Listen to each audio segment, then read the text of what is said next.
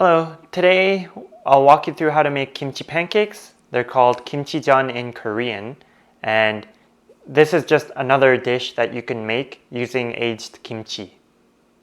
Here are the ingredients that I used.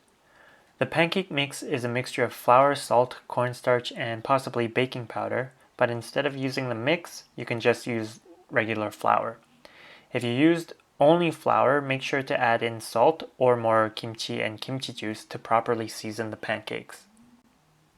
Adding squid can be substituted by adding pork, and the squid, green onions, and onions are optional ingredients. Chop off the root, then slice your onion all the way through so you get thin strands that you can pull apart. Then cut your green onions every 2 or 3 inches. Chop up your kimchi into small pieces. It's best to use scissors to cut the kimchi in its original container to avoid staining your cutting board. In a separate container, add your kimchi and kimchi juice. Then add in your onions and green onions. Add in your protein of choice. Then add your flour, your water, and add gochugaru if you would like to make it more spicy and to add color. Then mix thoroughly.